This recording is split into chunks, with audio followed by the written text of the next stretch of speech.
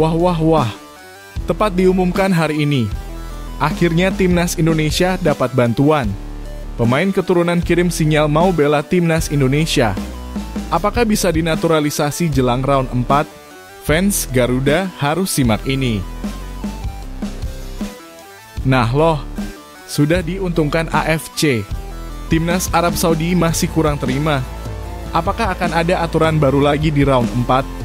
Yuk saksikan beritanya hingga selesai.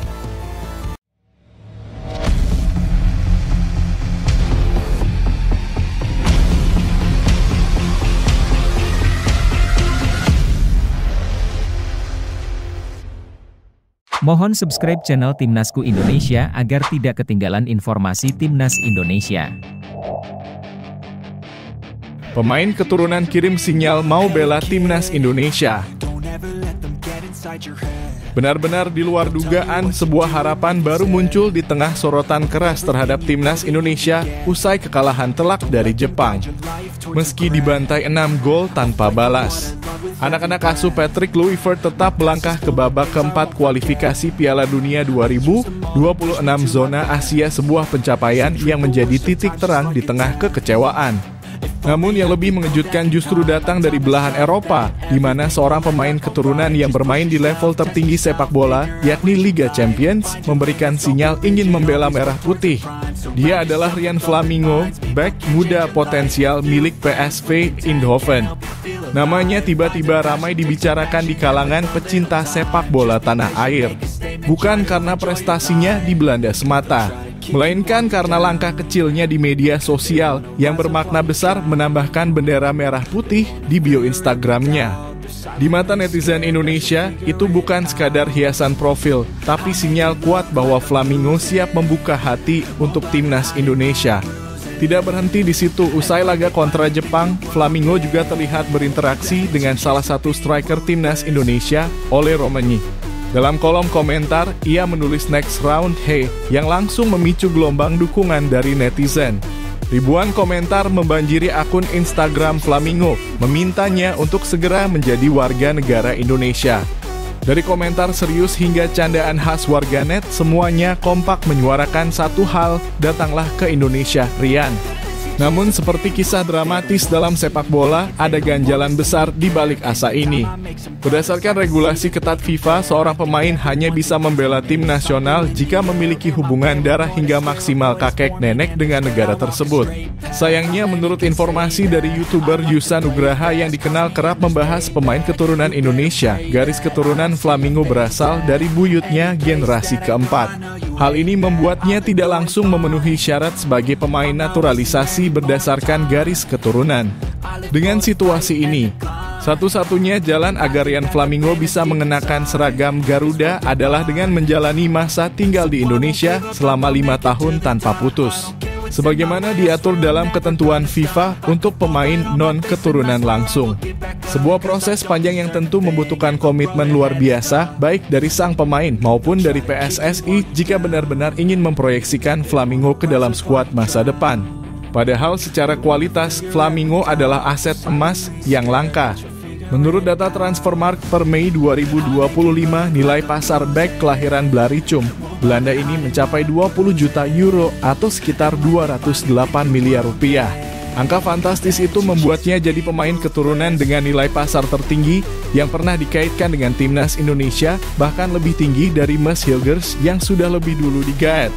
Jika suatu saat semua proses bisa dipenuhi, kehadiran Flamingo akan menjadi tembok kokoh di lini belakang Indonesia yang selama ini kerap jadi sorotan. Kisah ini pun menjadi refleksi betapa kuatnya magnet sepak bola Indonesia hari ini. Bahkan pemain yang jauh dari radar Asia pun mulai melirik potensi bergabung karena melihat semangat, gairah, dan harapan besar publik Indonesia terhadap timnas mereka. Ryan Flamingo adalah simbol dari impian baru, impian bahwa Indonesia tak lagi hanya jadi penonton, tapi siap bertarung di panggung Piala Dunia. Nah, bagaimana menurut kamu? Apakah kamu mendukung Ryan Flamingo untuk jadi bagian dari timnas Indonesia di masa depan? Tulis pendapatmu di kolom komentar dan jangan lupa bagikan video ini biar makin banyak yang tahu tentang kabar mengejutkan ini.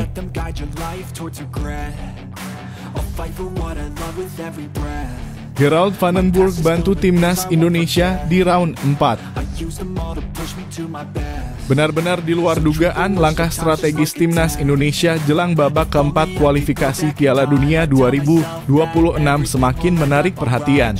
Di tengah sorotan tajam usai kekalahan telak 6 gol tanpa balas dari Jepang, PSSI justru mengambil keputusan berani yang penuh visi masa depan.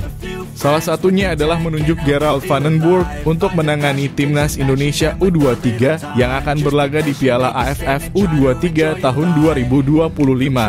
Lebih dari itu, Vandenberg bahkan sudah mengisyaratkan langkah besar memanggil pemain-pemain senior untuk memperkuat skuad muda Garuda. Keputusan ini tentu bukan tanpa alasan. PSSI sendiri menargetkan gelar juara di turnamen regional tersebut. Target ini seolah menjadi keharusan mengingat performa luar biasa Garuda Muda sebelumnya yang mampu melangkah hingga semifinal Piala Asia U23. Jika mampu bersaing di level Asia, maka secara logika menguasai pentas ASEAN seharusnya menjadi tugas yang jauh lebih ringan. Apalagi turnamen ini akan digelar di Indonesia yang tentu akan memberikan keuntungan sebagai tuan rumah dengan dukungan penuh supporter. Gerald Vandenberg yang menggantikan Shin Tae-yong di level U23 tampaknya memahami betul urgensi membangun fondasi tim yang kuat sejak dini. Ia pun langsung bergerak cepat dengan merancang tim yang tidak hanya berisi pemain muda, tapi juga disuntik pengalaman dari skuad senior.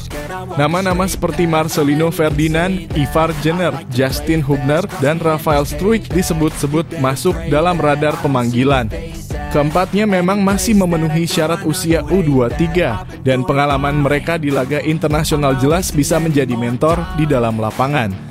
Menariknya, keputusan ini tidak hanya untuk mengejar gelar juara di Piala AFF U23, tetapi juga sebagai persiapan jangka panjang untuk menghadapi kualifikasi Piala Asia U23 berikutnya. Artinya Vandenberg tidak sekadar mengejar hasil instan, melainkan tengah menyiapkan fondasi generasi emas yang bisa menopang masa depan timnas Indonesia di level senior. Jika langkah ini berjalan sukses, maka kehadiran para pemain senior di skuad muda akan mempercepat proses adaptasi dan pematangan permainan para pemain muda lainnya. Gerald Vandenberg sendiri diyakini memiliki visi yang kuat dan pengalaman mumpuni dalam mengembangkan talenta muda. Ia kini mulai menyusun strategi dan terus memantau performa para pemain. Sementara para pemain senior saat ini tengah dalam masa jeda kompetisi, kecuali Maarten Paes yang masih aktif di MLS. Situasi ini menjadi waktu yang tepat untuk melakukan pemusatan latihan dan membangun chemistry antar pemain. Piala AFF U23 2025 bukan sekadar ajang kompetisi. Lebih dari itu, turnamen ini menjadi sarana penting untuk menguji kekuatan dan strategi yang akan digunakan di ajang yang lebih besar. Jika berhasil menjadi juara, kepercayaan diri tim akan melonjak tinggi, sekaligus menjadi penebusan dari kekalahan menyakitkan melawan Jepang sebelumnya.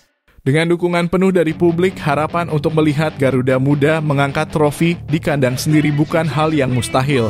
Integrasi pemain senior ke dalam skuad muda bukan hanya strategi teknis, tapi juga langkah simbolis yang menunjukkan arah baru sepak bola Indonesia.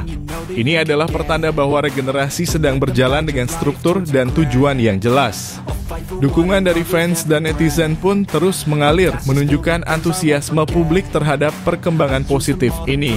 Lalu bagaimana pendapat kalian? Apakah langkah Gerald Vandenberg memanggil pemain senior ke skuad U23 ini sudah tepat? Akankah strategi ini membawa Indonesia menjuarai Piala AFF U23 2025? Tulis pendapatmu di kolom komentar dan jangan lupa bagikan narasi ini ke pecinta bola lainnya.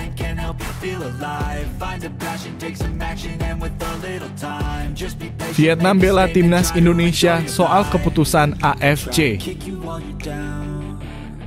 Benar-benar di luar dugaan. Dalam perkembangan yang mengejutkan dunia sepak bola Asia Tenggara, media Vietnam tiba-tiba mengambil posisi membela timnas Indonesia dalam polemik keputusan kontroversial Konfederasi Sepak Bola Asia (AFC). Media terkemuka Vietnam Sohadot menyoroti keputusan AFC yang menunjuk Qatar dan Arab Saudi sebagai tuan rumah ronde keempat kualifikasi Piala Dunia 2026. Bukan hanya mengkritisi keputusan itu, mereka secara terang-terangan menyebut bahwa keputusan ini bisa menghambat langkah timnas Indonesia ke Piala Dunia, sebuah pembelaan tak terduga dari negara tetangga yang selama ini menjadi rival kuat Indonesia di pentas ASEAN.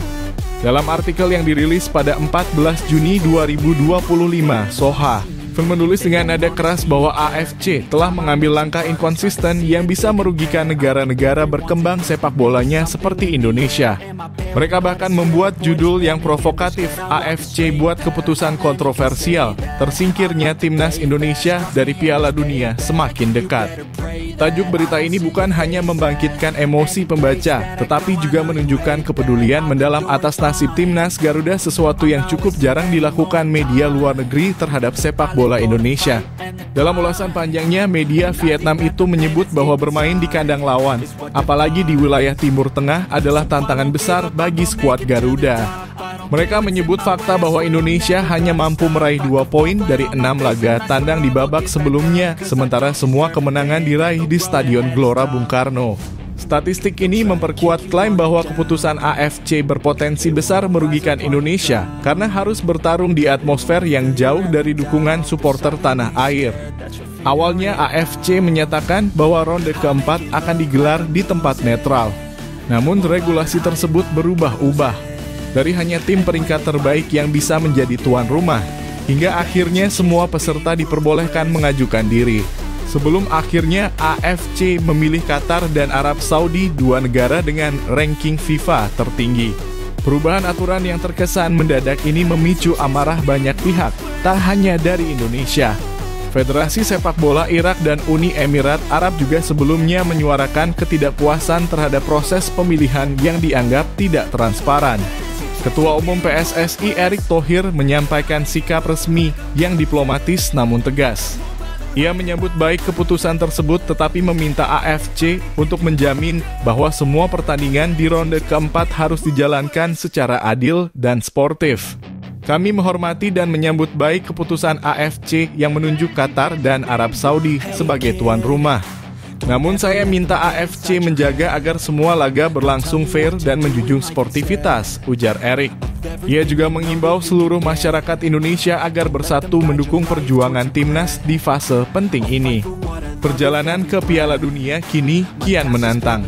Indonesia tergabung di pot 3 bersama Oman, artinya potensi bertemu lawan berat dari pot 1 seperti Qatar atau Arab Saudi sangat besar. Dengan sistem kompetisi sentralisasi, hanya juara grup yang langsung lolos ke Piala Dunia, sementara runner-up harus melalui ronde kelima untuk memperebutkan tiket ke playoff antar konfederasi. Yang menarik dari semua ini adalah solidaritas yang tiba-tiba muncul dari Vietnam. Negara yang selama ini menjadi rival Indonesia justru kini menyuarakan keprihatinan yang sama. Ini menjadi pengingat bahwa dalam dunia sepak bola, rivalitas tak selalu berarti permusuhan. Kadang rasa keadilan bisa menyatukan dua negara yang sebelumnya kerap bersaing ketat di lapangan. Kini bola ada di tangan timnas Indonesia. Mampukah skuad Garuda membungkam segala keraguan dan membuktikan bahwa mereka memang layak tampil di Piala Dunia 2026 meski harus bertanding jauh dari rumah? Bagaimana menurut kalian, Sobat Garuda? Apakah keputusan AFC ini memang merugikan timnas kita? Dan bagaimana kalian melihat sikap media Vietnam yang membela Indonesia? Tulis pendapatmu di kolom komentar dan jangan lupa bagikan narasi ini agar semakin banyak yang menyuarakan dukungan untuk timnas Indonesia.